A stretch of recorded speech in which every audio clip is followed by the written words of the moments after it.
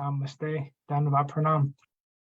By the instruction and grace of our spiritual master, Om Vishnupad, Paramahamsa Shripad Bhakti Madhava Puri Maharaj, we're here reading Srimad Bhagavatam. Om Namo Bhagavate Vasudevaya. Canto 3, the Status Quo, Chapter 23, Text 44. Vibhajana Vadhatmanam Manhavim Surato Shukam Ramam Niramayan Reme Varshapugan Muhurtavat. After coming back to his hermitage, he divided himself into 9 personalities just to give pleasure to Devahūti, the daughter of Manu, who was eager for sex life. In that way, he enjoyed with her for many, many years, which passed just like a moment. Purport. Here, the daughter of Swayambhuva Manu, Devahūti, is described as Suratoshuka. After traveling with her husband all over the universe, in Mount Meru, and the beautiful gardens of the heavenly kingdoms, she naturally became sexually stimulated, and in order to satisfy her sexual desire, Kardama Muni expanded himself into 9 forms. Instead of 1, he became 9, and 9 persons had sexual intercourse with Devahūti for many, many years. It is understood that the sexual appetite of a woman is 9 times greater than that of a man. That is clearly indicated here. Otherwise, Kardama Muni would have had no reason to expand himself into 9. Here is another example of yogic power. As the Supreme Personality of Godhead can expand himself in millions of forms, a yogi can also expand up to 9 forms, but not more than that. Another example is that of a Sobhari Muni. He also expanded himself into 8 forms. But however powerful a yogi may be, he cannot expand himself into more than 8 or 9 forms. The Supreme Personality of Godhead, however, can expand himself into millions of forms, Anantarupa, innumerable, countless forms, as stated in the Brahma Samhita. No one can compare to the Supreme Personality of Godhead by any conceivable energetic manifestation of power. 45. Tasmin vimhana utkrishtam sayamrati karanchuta nachabudhyata tam kalam patyapichena sangata. In that aerial mansion, Devahūti, in the company of her handsome husband, situated on an excellent bed that increased sexual desires, could not realize how much time was passing. Purport. Sex indulgence is so enjoyable for materialistic people that when they engage in such activities, they forget how time is passing. Saint Kardama and Devahūti in their sex indulgence also forgot how time was passing by. 46. Evam yoganubhavena dampatyo ramananayo satam hyati yusaradha tamhalala shayurmanak. While the couple who eagerly longed for sexual pleasure were thus enjoying themselves by virtue of mystic powers, 100 autumns passed like brief span of time. 47. Tasyam adhata retastam bhavayan atmanatmavit nodhavidhaya rupam svam sarvasankalpa vidvibhu. The powerful Kardama Muni was the knower of everyone's heart, and he could grant whatever one desired. Knowing the spiritual soul, he regarded her as half of his body.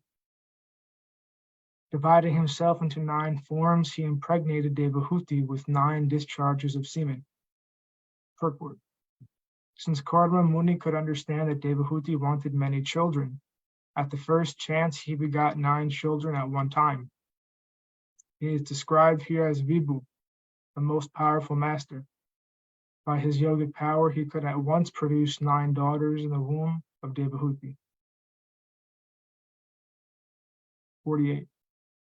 Atasa shushubhe sadyo Devahūti striha praja sarvastas charu sarvangyo Lohitotpala Gandhaya.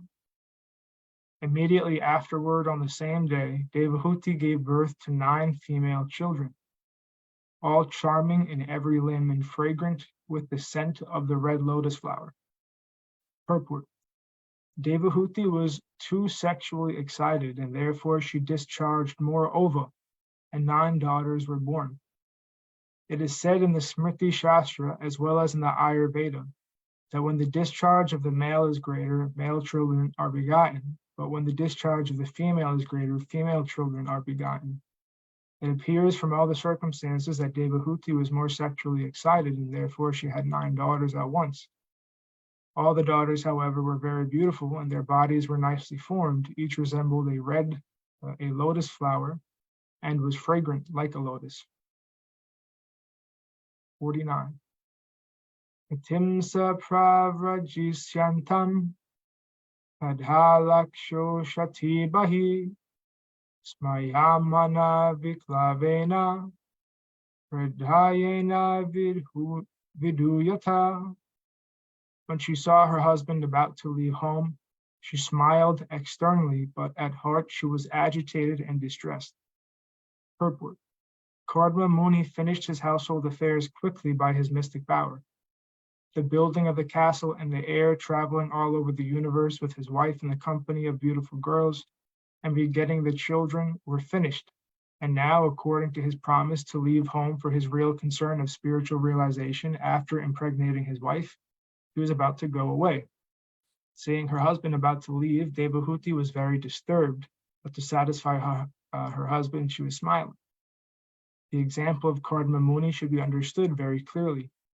A person whose main concern is Krishna consciousness, even if he is entrapped in household life, should always be ready to leave household enticement as soon as possible. 50. Nikantyado mukhi bhumim adhanaka manishriya uvachalhalitam vacham nirudhyasru kalam sanai. She stood and scratched the ground with her foot, which was radiant with the luster of gem-like nails. Her head bent down, she spoke in slow yet charming accents, suppressing her tears. Purport.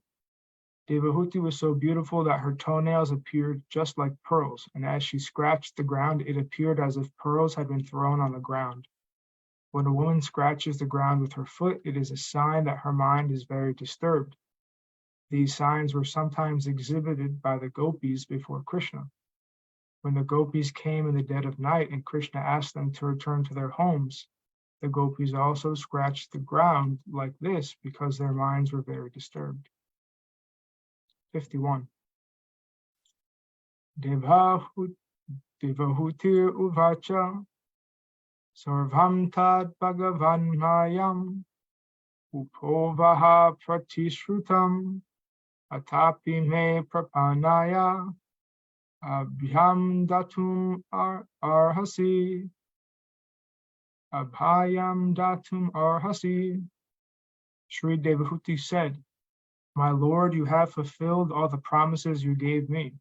Yet because I am your surrendered soul, you should give me fearlessness too." Purport. Devahūti requested her husband to grant her something without fear.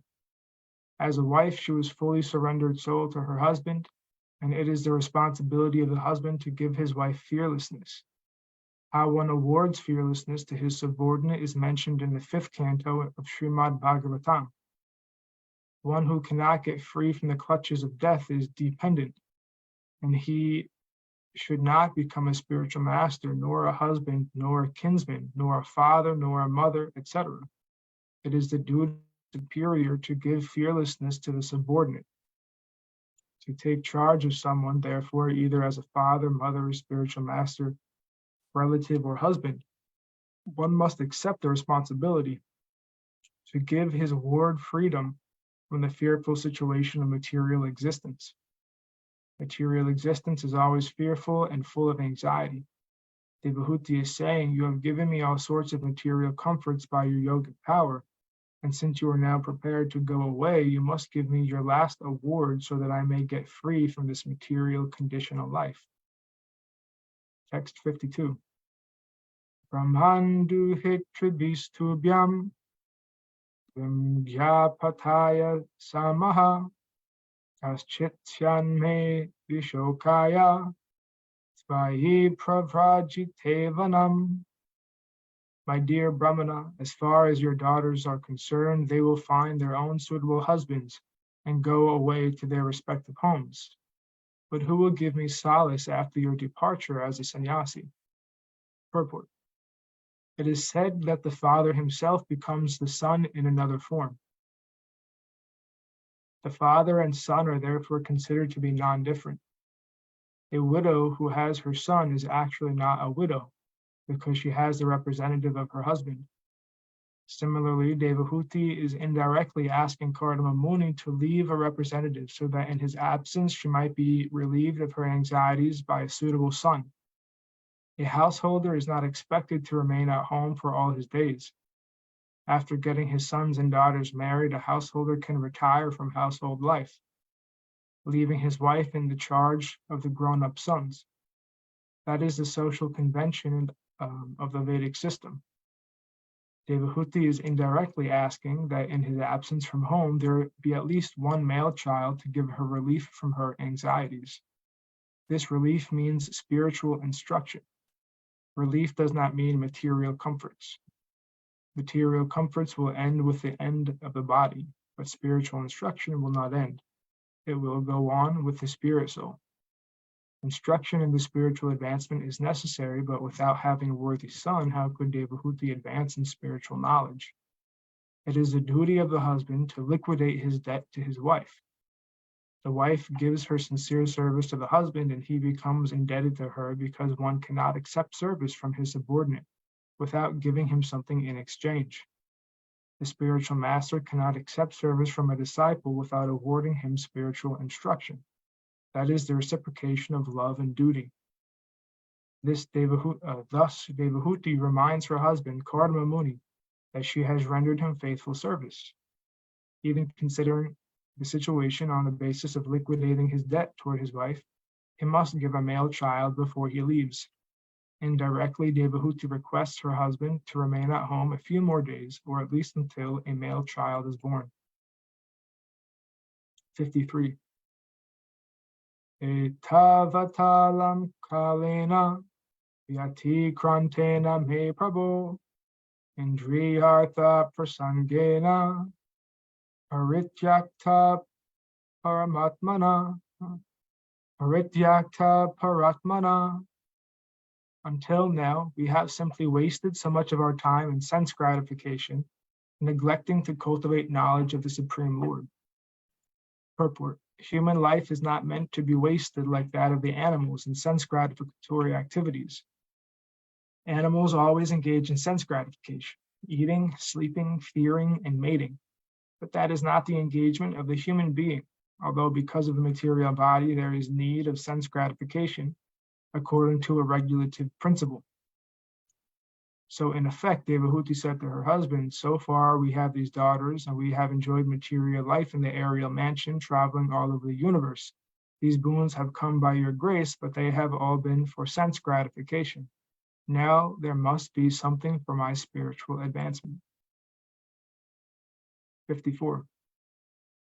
Indriyarteshu sajantya prasangastvai me krita Janantya parambhavam tatapyastva bhayayame. Not knowing your transcendental situation, I have loved you while remaining attached to the objects of the senses. Nonetheless, let the affinity I have developed for you rid me of all fear. Devahūti is lamenting her position. As a woman, she had to love someone. As a woman, she had to love someone. Somehow or other, she came to love Kardama Muni, but without knowing of his spiritual advancement. Kardama Muni could understand Devahūti's heart. Generally, all women desire material enjoyment, they are called less intelligent because they are mostly prone to material enjoyment. Devahūti laments because her husband had given her the best kind of material enjoyment, but she did not know that he was so advanced in spiritual realization. Her plea was that even though she did not know the glories of her great husband, because she had taken shelter of him, she must be delivered from material entanglement. Association with a great personality is most important.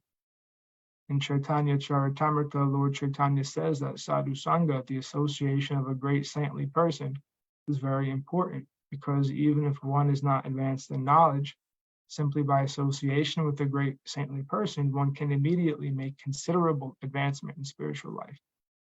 As a woman, as an ordinary wife, Devahūti became attached to Gardama Muni in order to satisfy her sense enjoyment and other material necessities.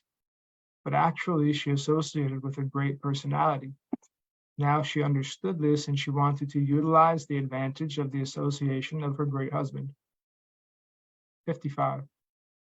Sanghoya samshriter hetur asatsu vihitodiya saeva sadhushu krito nishangadvaya kalpate.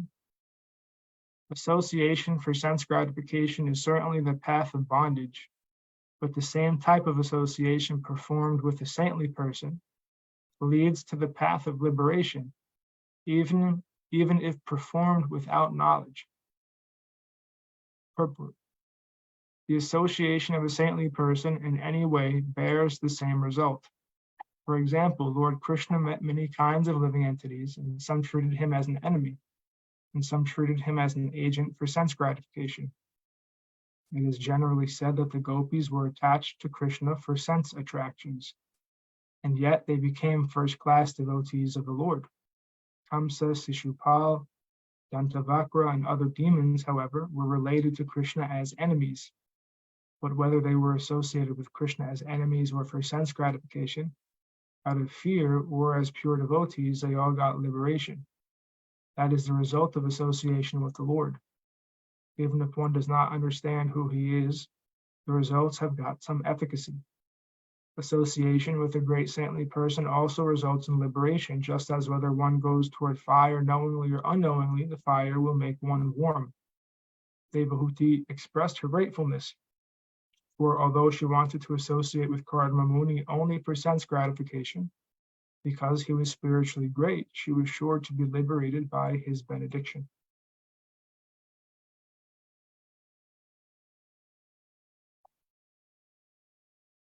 "56. Nehayat karma dharmaya naviragaya kalpate natirtha pada sevhayi jivanapi mrto hisa." Anyone whose work is not meant to elevate him to religious life, anyone whose religious ritualistic performances do not raise him to renunciation, and anyone situated in renunciation that does not lead him to devotional service to the Supreme Personality of Godhead must be considered dead, although he is breathing. Purport. Devahūti's statement is that since she was attached to living with her husband for sense gratification, which does not lead to liberation from material entanglement, her life was simply a waste of time. Any work one performs that does not lead to the state of religious life is useless activity. Everyone is by nature inclined to some sort of work, and when that work leads one to religious life, and religious life leads one to renunciation, and renunciation leads one to devotional service, one attains the perfection of work. As stated in Bhagavad Gita, any work that does not lead ultimately to the standard of devotional service is a cause of bondage in the material world. Yagyartat karmano nyatra lokayam karma bandhana. Unless one is gradually elevated to the position of devotional service, beginning from his natural activity, he is to be considered a dead body.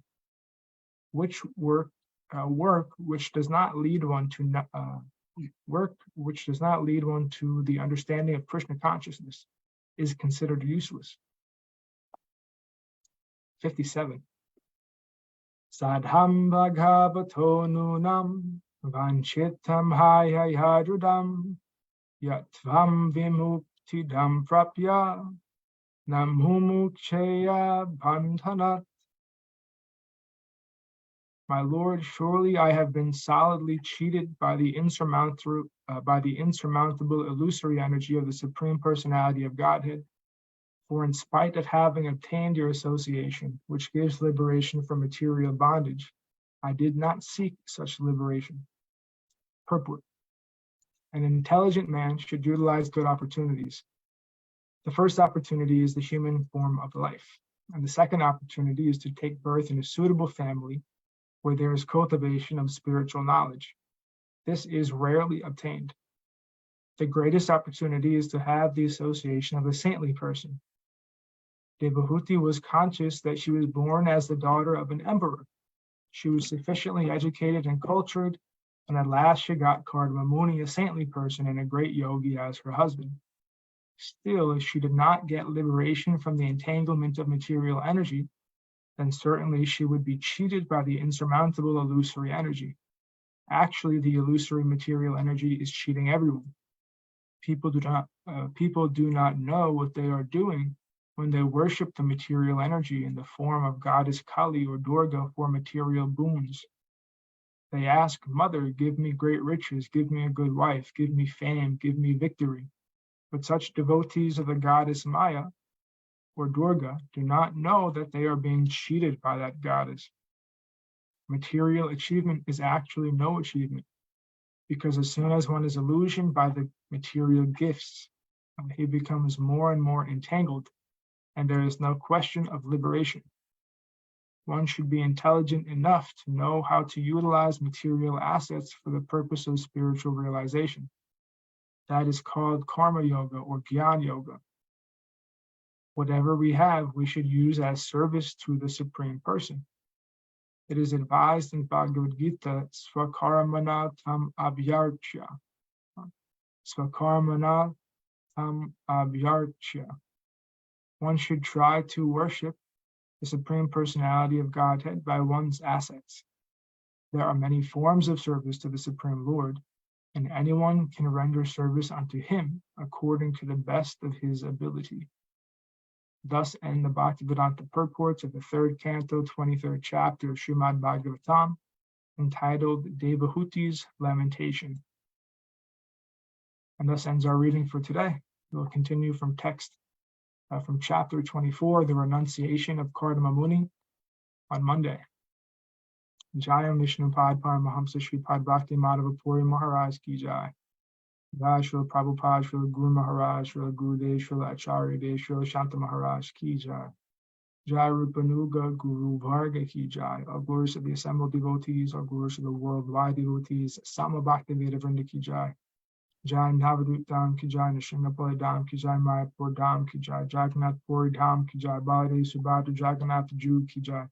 Ganga Mayi, Yamuna Mayi Ki Jai, Vrindavan Dham Ki Jai, Giri Govardhan, Gupta Govardhan Dham Ki Jai, Sham Kund, Radha Kund Ki Jai, Tosu Devi, Bhakti Devi, Vrinda Devi Ki Jai, Jai Harinam Sankirtan Yagi Ki Jai, Scientific Sankirtan Yagi Ki Jai, Princeton Bhakti Vedanta Institute Ki Jai, Sri Chaitanya Saraswati Institute Ki Jai, Sri Chaitanya Saraswati Mat Ki Jai, Nitai, Gaura Premanandi, Hari Hari Hari Bol. Hare Krishna.